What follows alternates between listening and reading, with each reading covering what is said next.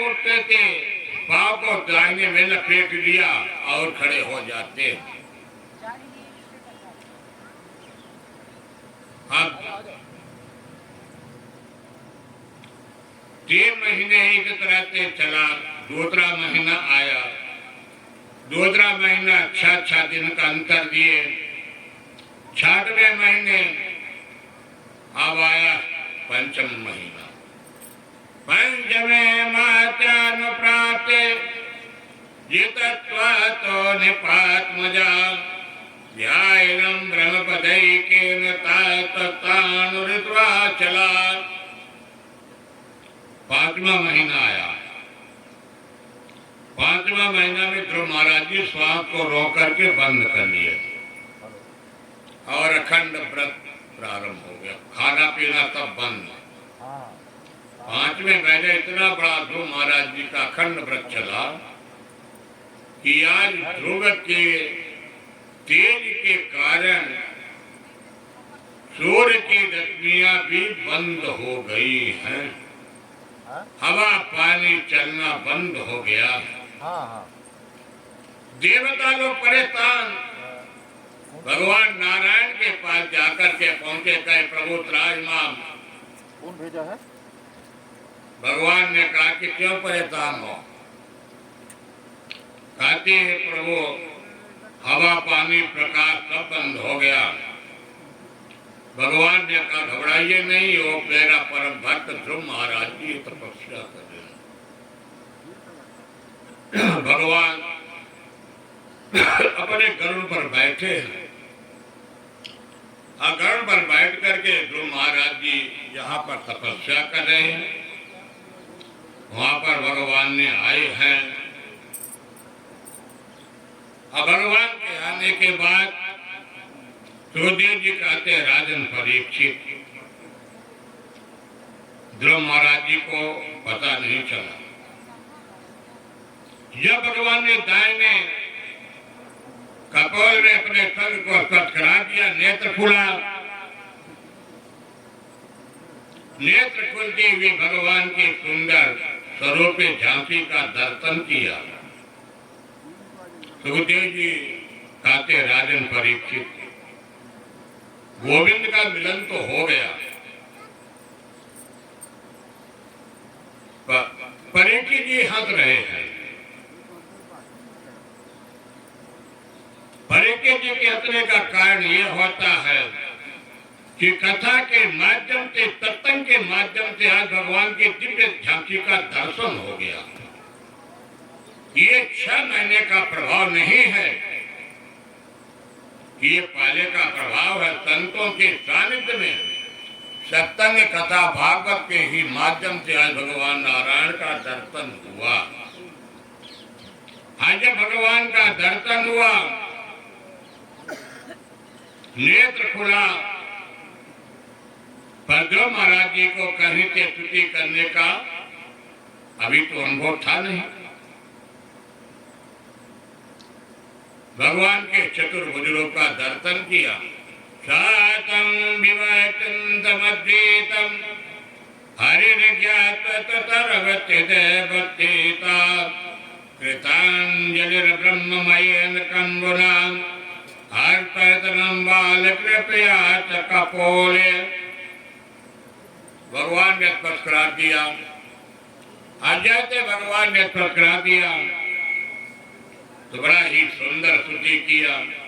मोकम करोति वाचालम पंगुम लंघयते गिरिम यद कृपातमहं वंदे परमानंद माधवम।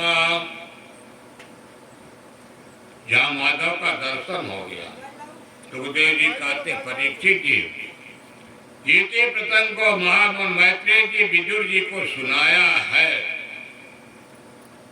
विदुर जी ने इसी प्रसंग को ही महामुनि मैत्रेय के मुखारविंद से हरिद्वार के पावन तट गंगा जी के किनारे सुने हैं। आज वही प्रसंग को महामुनि सुखदेव जी राजा परीक्षित को सुना रहे हैं। और इसी प्रसंग को सूत महाराज जी ने शौनक इत्यादि ऋषियों को सुनाया है। नैन कारण के धरती पर सुखदेव जी कहते राजन परीक्षित, पराक्रम महाराज जी को 5-6 वर्ष की आयु में भगवान नारायण का दर्शन प्राप्त हुआ और भगवान ने दिव्य स्तुति किया और स्तुति करके जो जानता देव जनाई तो जानत तुम्हें जाई, तुम आधार ज्योतित की नाई, सबई न चावत राव गोसाई। आज महाबल सुखदेव जी वर्णन करते परीक्षित, लाली मेरे लाल की जित देखो तित लाल, लाली देखकर मैं गई मैं हो गई। आग्रह महाराज जी ने कौन सा पुण्य आत्मा था, या ध्रुव महाराज जी ने भगवान की ही दर्शन प्राप्त कर लिए। सुखदेव जी कहते हैं राजन परीक्षित, यद्यप ध्रुव महाराज जी को भगवान की भक्ति प्राप्त है,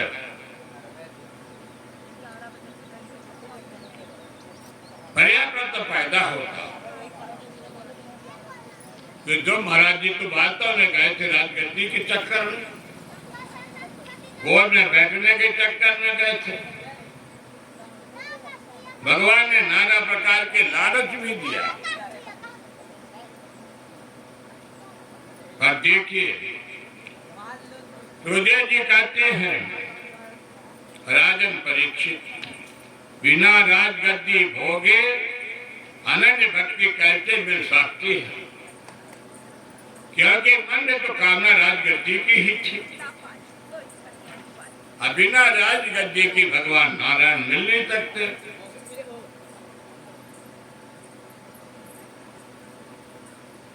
तो आज भगवान ने आशीर्वाद दिया कि ध्रुव जी आपको आशीर्वाद तो मिल गया, आपका पद सुरक्षित कर दिया गया, पर अभी उस पद के प्राप्त करने के अधिकारी नहीं है। आरक्षण की प्रक्रिया में आ गए हैं, कंप्लीट पद मिल गया, सुरक्षित है, पर आप जाइए लौट करके 36,000 वर्ष तक पहले आप राज्य करिए। आपके भाई को तब मारा जाएगा यक्षों के माध्यम से। आपने यक्षों का भी संहार करेंगे। कहने का मतलब ये है कि आज ध्रुव महाराज जी ने भगवान की तपस्या करके अपने आश्रम की तरफ लौटे हैं, तो सबसे पहले कौन स्वागत किया? कुरुचि माँ ने। जैसे कैकेयी प्रभु राम का स्वागत किया था 14 वर्ष वनवास वापस होने पर, 6 महीने के बाद बालक का स्वागत पिता और माँ छोटी माँ ने किया। या पर कृपा राम की होई, ता पर कृपा करे तब कोई। आज ध्रुव महाराज जी महल में प्रवेश किया और तब से पहले तौतेली माँ के चरणों को प्रणाम किया ध्रुव महाराज जी। क्यों माँ? यदि आप कठोर वचन न कहती तो आज भगवान नारायण का दर्शन न मिलता। मैं आपके माध्यम से मुझे नारायण का दर्शन मिल गया है।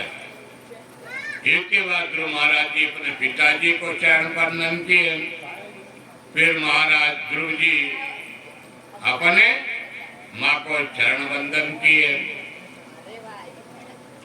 इस तरह से तौतेली के मत के प्रति